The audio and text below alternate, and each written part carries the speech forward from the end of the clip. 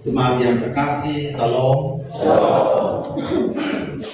Papa Mama dan saudara-saudara yang terkasih, sampai hari ini masih ada yang terpecah belah karena pilkada. Masih ada yang bilang masih ngerti kok, kalau menyala kok. Kalau saya sehati ya bersinar di mana aja. Nah, kadang-kadang untuk kita tidak ada pemilihan kepala desa. Kita yakin pemilihan bupati dan para caleg, pilkada dipilih. Kalau di tempat lain di desa-desa ada pemilihan presiden yang sudah terpecah belah, pemilihan gubernur, pemilihan bupati, ditambah lagi pemilihan pendeta.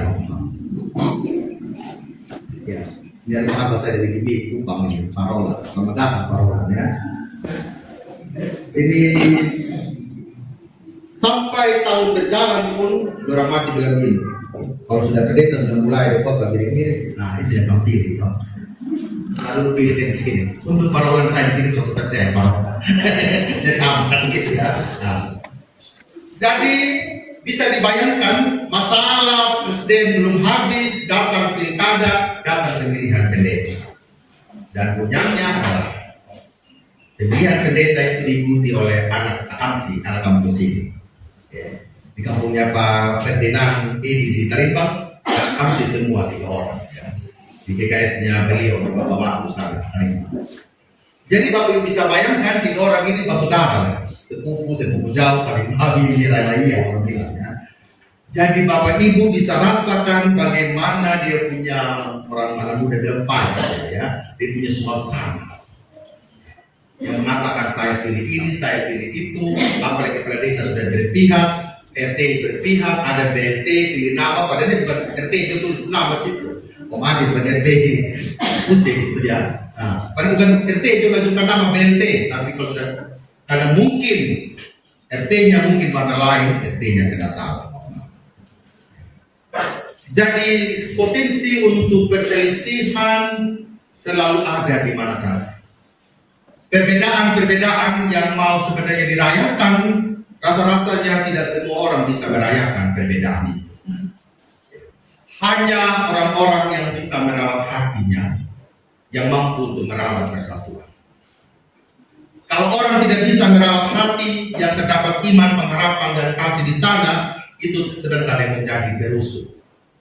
Kemarin ada yang pilih Spanyol, ada yang pilih Argentina, toh? Nah, saya pilih Spanyol memang, saya mau gitu kan ya. Bukan karena saya fantastik, itu sama Spanyol. Tapi semua pilih Argentina, toh? Biar saya Spanyol aja, gitu kan ya. Memang toh? Nah, gitu kan. Orang-orang boleh tulis di status Facebook gitu, Hudi-hudi Argentina, Spanyol, satu sapi, saya bilang begitu, Dore ya. Hudi-hudi teman judi Bapak. Satu sapi ya, weh jangan Bapak, jangan berani kan gitu ya. Satu sapi saya bilang. Itu kan orang bilang dia saya untung 5 sapi Bapak. Pas kita lelang berbangun tadi. Gitu kan ya. Nah, gara-gara bola kita bakal lari. Hanya perbedaan tim saja. Ya. Dia juara 16 pun dia berasa juara 2. Dia juara 1. Jadi yang nggak pulih, bakal lari. Hanya hal yang sepele. Gara-gara pemilihan pendeta yang sebenarnya membawa damai sejahtera di sebuah jemaat masih menjadi perdebatan. Jadi kalau kami berkunjung ke gereja-gereja, di desa-desa, di kecamatan, sudah mulai bawa dia punya jagoan masing-masing. Dan inilah yang memicu perselisihan. Bapak Ibu, kita refleksi juga dalam kehidupan keluarga kita di rumah. Kita sebagai bapak mama yang bagaimana? Apakah bapak mama benar-benar yang mengusahakan persatuan dan persekutuan di dalam rumah tangga kita atau seperti apa? Kita hadir di jemaat Manupara ini dengan segala macam hal di sini. Ya. Saya berusaha sebagai pelayan untuk tidak ada dalam blok manapun juga. Ya. Jadi kemarin waktu diimbungi, waktu pemilihan ketum sekum bapak mama saya di mana? Bapak mama saya di dapur bapak mama. Saya tidak mau duduk di atas karena saya takut dan bilang visualisasi di kampanye. Ternyata sampai di dapur bapak mama kampanyenya lebih heboh bapak mama. Wah ternyata percakapan di dapur itu jauh lebih heboh dari perbincangan dalam ruang sidang. Kita pegang sama ini Pak Pendeta dan kita Pak Pendeta pokoknya maju. Ternyata menghindar dari satu lebih heboh lagi. Begitu ya. Ibu-ibu nih, dipakai oleh ibu-ibu nih, jangan salah, jangan anggap ente, maaf ya. Orang itu tukang kampanye yang jauh lebih dahsyat. Ya. Makin kecil suara, makin valid. Sudah. Mungkin mata sudah tahu, gitu kan ya. Makin tahu. Nah, sekarang di Korintus ini banyak drama, Pak Mam. Jadi jemaat ini masih punya idola, ya, punya idola, ya. Jadi saya ingat ya, 5 tahun lalu kita mau tabis pendeta di sini, itu jemaat tolak, ya. Nah, ke depan kalau ada jatuh, itu kan ya, tenang saja, saya tidak merasa bersaing dengan siapapun juga, aman saja. Ya. Tapi yang terjadi di Korintus ini, orang bilang kami golongannya Paulus, kami golongannya Apolos, gitu ya. Ini bukan untuk membangun jemaat sebagai ladang, tetapi untuk apa? Persaingan. Kita mengidolakan seseorang rasanya juga tidak masalah, kalau mama ya. Tapi kalau sampai fanatik dan tidak bisa melihat orang lain juga punya kelebihan, kita juga punya kekurangan, inilah sebenarnya persoalan terjadi. Jadi Paulus mengingatkan jemaat di Korintus, ya cukup stop ampun rahmat itu yang begini ya. Kalau bahasanya Paulus itu adalah sarkinos. Sarkinos itu masih dikuasai oleh kedagingan. Hidup yang masih dikuasai oleh kedagingan. Dulu dia bilang waktu saya pergi sama kamu itu, saya kasih kamu minum susu, makanan yang lembut. Karena apa? Kamu baru mengenal Kristus. Jadi Paulus juga ini ngomong tentang banyak hal, tapi dia ngomong yang paling sederhana, yang paling dekat dengan kehidupan mereka, yang paling menyentuh seluruh kehidupan mereka. Tetapi ketika mereka semakin lama datanglah Apolos untuk juga memberitakan firman kepada mereka, disitulah terjadinya iri dengki, perpecahan satu dengan yang lain. Sehingga Paulus mengharapkan sarkinos itu, ya, hidup yang dikuasai daging berhenti sudah. Kalau dulu kamu minum susu, sekarang kamu harus makan makanan yang keras. Artinya apa? Bukan bayinya yang salah minum susu, Pak Mama. Sekarang kamu dalam seluruh kedewasaan memang bagaimana kamu berpikir secara orang dewasa. Masalahnya anak kecil berbeda, cara menyikapinya juga berbeda. Masalahnya anak kecil itu, ya, bayi itu kalau lapar dia harus dikasih suap, dia harus minum susu, dia harus ditopang segala macam. Ketika engkau dewasa sekarang ini, engkau harus berubah. Ada sebuah perubahan. Metamorfosis itu harus jelas. Perubahan dalam kedewasaan imanmu juga itu harus jelas dalam menyikapi berbagai macam persoalan hidup. Kalau dulu kalau kau masih SMP, SMA, kalau mama tidak siapkan makan, mama mau suka hati mungkin orang masih tolerir sama kita. Tapi kalau sudah BK begini, tua begini, kalau di rumah tidak ada makan, jangan kau banting itu rice cooker, ya kan? Dan arti tandanya engkau belum dewasa. Kalau hari ini engkau ada masalah, engkau menyalahkan orang lain, engkau menyalahkan keadaan di sekitarmu, berarti sebenarnya engkau juga belum dewasa. Karena apa? Tuhan sudah kasih pertumbuhan fisikmu secara baik dan benar. Sekarang pertanyaannya adalah bagaimana engkau memanfaatkan pikiranmu, tangan kakimu, dan semua yang kau miliki itu untuk bekerja, untuk menghasilkan sesuatu, untuk menjadi orang yang memberikan diri bagi pelayanan, untuk orang yang berguna di sebuah komunitas.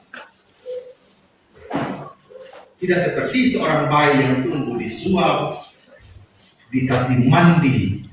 Sekarang ini kita setelah 10 tahun sebagai jemaat Mubarak, 40 tahun sebagai jemaat yang berranting dari tempat ibadah, dari sekolah minggu, ya, kita itu mau jadi apa? Kalau baik sama kasih mandi, baik-baik saja ya. Sekarang kalau ibaratnya bapak mau kasih mandi, ya. Tidak mau, ya. Atau bapak mama saya kasih suap begitu, tidak mau juga kan? Berarti kita harus berpikir bagaimana menjadi orang yang dewasa. Bukan saja melakukan pekerjaan ringan, tetapi makin dewasa kita juga harus menjadi orang yang berpikir. Dan orang yang berpikir itu selalu lagi juga bagaimana dia mulai dengan merawat hati. Tidak ada seseorang yang datang ke gereja dan mengatakan, saya ingin gereja ini kacau. Tidak ada maksud dan tujuan seorang kepala keluarga menikah dan mengatakan saya nanti ingin menjadi pengacau dalam keluarga. Tetapi persoalan-persoalan hiduplah, masalah-masalah dalam pelayanan, masalah-masalah dalam rumah tangga kadang-kala membuat kita tidak bisa menjadi orang dewasa dalam hidup. Kita seperti batu yang tidak mampu untuk berpikir bagaimana melakukan sesuatu itu secara baik dan benar. Oleh karena itu, sebagai jemaat pun belajarlah untuk tidak mengidolakan siapapun secara fanatik, baik di tingkat jemaat maupun di tingkat manapun juga. Jangan gara-gara pilkada persekutuan kita menjadi hancur atau persoalan lain. Setiap orang yang datang dalam hidup kita dengan fungsi dan caranya masing-masing. Paulus datang untuk menanam, Apolos datang untuk menyiram, mengajar, memuridkan. Tetapi ingat, yang menumbuhkan itu hanya Allah saja. Jadi tidak ada orang yang hebat-hebat banget dalam hidup. Setiap pemimpin, setiap kepala keluarga, setiap orang yang datang dalam seluruh kehidupan dan persekutuan kita mempunyai keunikannya sendiri-sendiri, mempunyai kelebihannya sendiri-sendiri. Tergantung bagaimana kita memandang itu sebagai orang-orang yang hidup di dalam Tuhan. Persekutuan kita di dalam gereja pun kita hadir dengan berbagai macam talenta yang Tuhan berikan kepada kita. Jangan sampai satu dengan yang lain itu timbul iri hati. Bisa saja dalam hatinya mengatakan, kayak dia saja. Biasanya begitu Bapak Mama, kayak dia saja. Ya. Ini orang ngomongin suruh dia saja. Oh, kau sudah jadi panitia, atau kau sudah melakukan di komisi, ya. Jangan saya Pak Pendeta. Tapi kalau kritik, nomor satu, begitu ya. Seolah yang kerja yang pelayanan ini tidak ada apa-apa lagi. Karena kadang itu cerita seringkali begitu. Oleh karena itu, firman Tuhan yang tiba pada kita pada pagi hari ini ingin menyatakan di bagian yang pertama adalah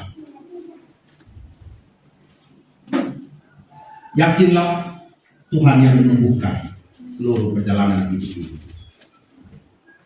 Jadi kembali lagi siapapun kita, ya, Tuhanlah yang menumbuhkan segala sesuatu di dalam diri kita. Jadi yang namanya iri hati, yang namanya perselisihan seharusnya dijauhkan dari diri kita. Karena proses iman kita itu ada dalam kendali Allah. Jadi sekecil apapun hal yang kita lakukan di dalam hidup kita, kita harus kembali mendengarkan. Apa maksud Tuhan ketika saya melakukan ini? Sehingga tidak ada celah bagi kita untuk memikirkan hal-hal yang negatif. Saya selalu percaya bahwa Tuhanlah yang menumbuhkan karakter-karakter baik di dalam seluruh kehidupan kita. Karena kalau seluruh karakter-karakter baik itu Tuhan tumbuhkan di dalam diri kita, di sanalah segala perselisihan, segala iri hati itu dijauhkan dari seluruh hidup dan keberadaan kita. Hal yang kedua, pelayanan kita adalah ladang Allah. Pelayanan kita adalah ladang Allah. Pelayanan itu bukan hanya di gereja, tetapi juga di rumah. Sekarang PGI mengatakan Ecclesia Domestica, ya, gereja dalam rumah, persekutuan yang dibangun dalam rumah. Apakah ladang itu kita mau menjadi bagus atau tidak baik? Itu ada di tangan kita. Ladang pelayan itu di dalam rumah tangga kita, apakah rumah tangga kita itu menjadi baik atau tidak, itu pilihannya kita juga. Suami istri harus sepaham dalam mendidik anak-anak. Jangan papa membebaskan anak-anak, mama ketat sama anak-anak. Bapak memperbolehkan terserah sudah kamu apa mau lakukan yang negatif pun, bapak bilang, hei namanya juga anak-anak. Ketika ibu ingin mendisiplinkan, orang tua tunggal, single parent juga punya tantangan tersendiri, khususnya kita di jemaat Mubarak. Orang tua kandung, ibu kandung ingin mendidik anak itu secara baik, tapi kadang-kadang keluarga, om-om, tante-tantenya punya cara pandang yang sendiri. Ini juga menjadi tantangan.